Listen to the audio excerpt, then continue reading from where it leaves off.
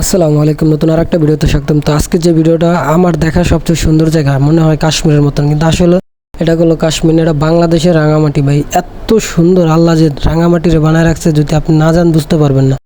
পাহাড় আছে, তারপর আপনি সবুজে ভরা, এমন কি নাই আমার দেখা।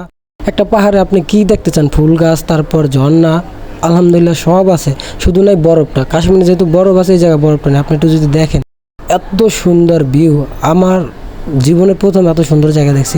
পাহাড়ে আপনার ফুল গাছে ভরা, একদম একটা পাহাড় প্রায় উঁচু হবে মাটি থেকে প্রায় 2000 ফিটের কাছাকাছি, একটু কম বেশি হইতে পারে, কিন্তু বাইরে ভাই আল্লাহু আকবার এত সুন্দর। এই যে আপনি আসলে দেখতে পারবেন, এই জায়গায় লেখা আছে নামটা সুন্দর করে।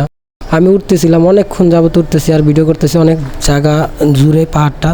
এই পাহাড়টা দেওয়ার জন্য মূলত রাঙামাটি আসছিলাম, কারণ শুনছি এই ঝর্ণার কাছাকাছি যে পাহাড়টা সেটা অনেক সুন্দর দেখতে।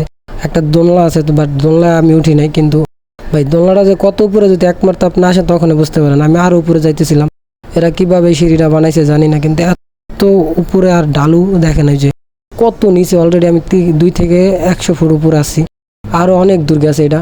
পরে আপনার আমার সাথে যারা ছিল ওরা কেউ যায় না, আমি একাই গেছি। ও যে নিচে দেখেন, ওটা হলো আপনার নিচু, আর এই হলো উঁচু, আরও উপরে আছে। ও একদম ওই যে গাছমালা, ওই জায়গা হলো শেষে, মানে এত সুন্দর ভিউ। তো আপনারা যারা এই রাঙামাটি আসবেন অবশ্যই এই জায়গাটার কাছে আসবেন।